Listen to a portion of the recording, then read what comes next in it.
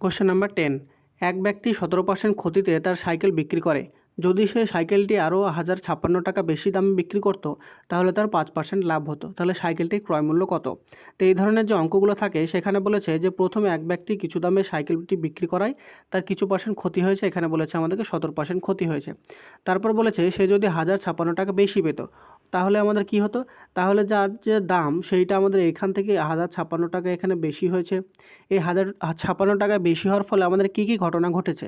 না, প্রথমে যে তার ক্ষতিটা হয়েছিল সেই ক্ষতিটা তার পূরণ হয়েছে, তারপরে সে ক্রয়মূল্যে এসছে, তারপরে ক্রয়মূল্য থেকে আবার কিছু পরিমাণ লাভ হয়েছে, সেটা আমাদের 5% লাভ হয়েছে। তাহলে আমাদের এখানে দুটি ঘটনা ঘটেছে, যেখানে হচ্ছে প্রথমে তার 17% যে ক্ষতি হয়েছিল সেই ক্ষতিটা পূরণ হয়েছে, তারপরে আমাদের 5% লাভ হয়েছে। তাহলে এখানে আমাদের পার্সেন্টেজের টোটাল চেঞ্জ কত হয়েছে? 17 + 5, তার মানে আমাদের এখানে টোটাল 22% চেঞ্জ হয়েছে পার্সেন্টেজে। এইটা আমরা বলতে পারি, যেহেতু তার ক্ষতিটাও পূরণ হয়েছে আবার 5% লাভও হয়েছে। তাহলে এখানে আমাদের অঙ্ক অনুযায়ী আমরা বলতে পারি যে 17 + 5, তার মানে আমাদের টোটাল 22%-এর যে ভ্যালু সেইটা আমাদেরকে দেওয়া আছে 1056 টাকা। এবার আমাদেরকে ক্রয়মূল্য বার করতে বলেছে। ক্রয়মূল্য মানে আমরা জানি কত? 100%। তাহলে এখান থেকে 100%-এর ভ্যালুটা বার করব। তাহলে 1056 / 22 × 100।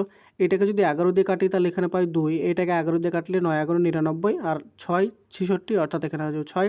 2 দিয়ে যদি 96 কাটি তাহলে এখানে পাই 48, আর 48কে 100 দিয়ে মাল্টিপ্লাই করলে এটা পাবো আমরা 4800 টাকা। এইটা হচ্ছে আমাদের সাইকেলটির ক্রয়মূল্য, যেটা অপশন নাম্বার বিতে দেওয়া আছে।